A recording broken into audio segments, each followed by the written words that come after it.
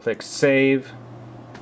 Now the next thing I need to do is I need to save a thumbnail version of this, or else PowerDirector won't recognize the handmade, handcrafted, what do you call it, mask. That's the funny thing. It's like PowerDirector 7, the manual, the online help, they don't have anything about masks, about how to use them, really.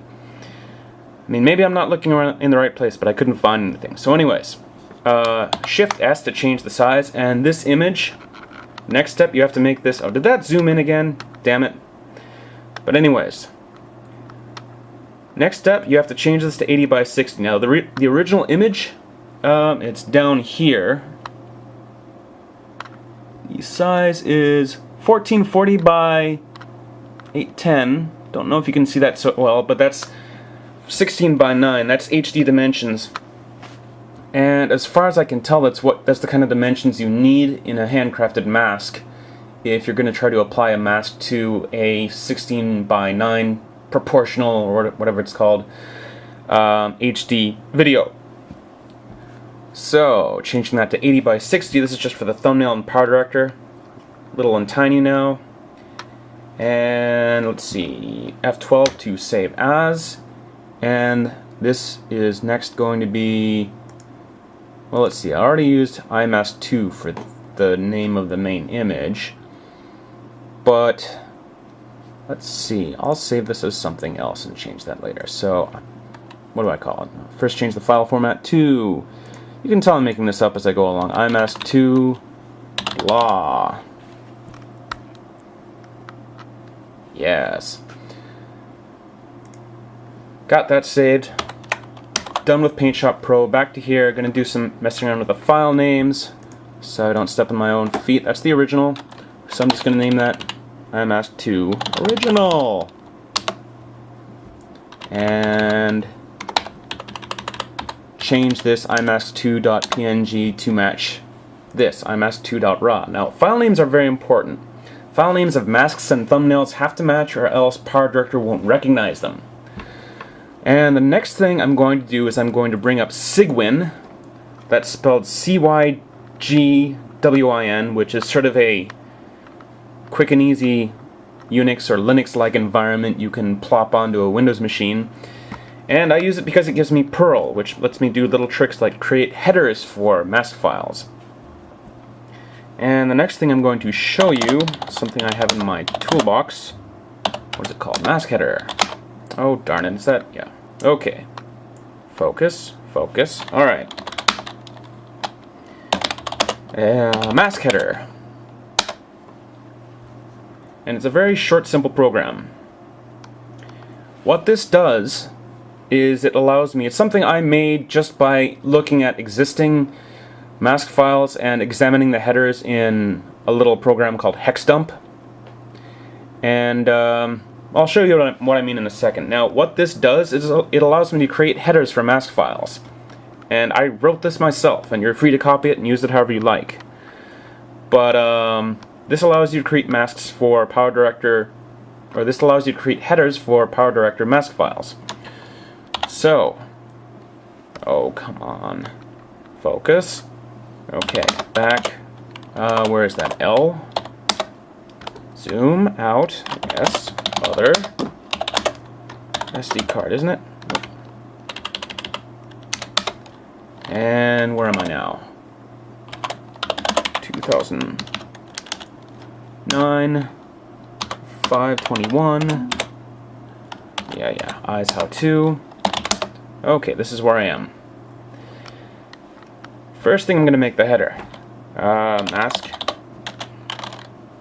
header 1440 810. Those are the dimensions of the image, right? And I'm going to put that in a file called iMask. Come on, iMask2 dot header. Whoops. And I don't know how to spell. Alright, here we go. Mask header. Now let me show you something. HexDump, what was it? CV. Let me show you what I made just now. iMask2 dot header. Now those numbers there, A005 to A03, that is, let's see, that is 1440 and 810 in hexadecimal in little endian order. That means the lower ordered bits come first, or the lower ordered bytes come first, if I've got that right. Anyways, so for example, if you open up a calculator, if you open up the Windows calculator here, shit, I'm already up to 15 minutes. Yeah, I'll post this someday when I'm not too worried about whether or not anyone's going to watch it. But for example, calculator 1440, it's on Jushin, which is base 10. Come on, focus. Give me focus. Give me focus. There we go. 1440. And I click on Judokshin, which is base 16. And that says 580. Look back down here. 5A0. This, actually I can use the mouse. Yeah, this 5 here, that's the high ordered byte. And this is the lower ordered byte. So it's called little endian order because the lower ordered bytes are first. And this one here, if you can see it, 32A, that's actually 810 in hexadecimal. So that's what's in the header. That gives the dimensions of the mask file. Now what I'm going to do is I'm going to take that header and I'm going to concatenate it together. Oh, come on, you silly zoom switch. Okay, come on, there we go. imask2 dot header, since that's going to be at the top, and I'm going to stick it together with that raw image file that I created earlier. imask2 dot what was it called? raw. Right. And the join file is going to be called imask2 dot msk.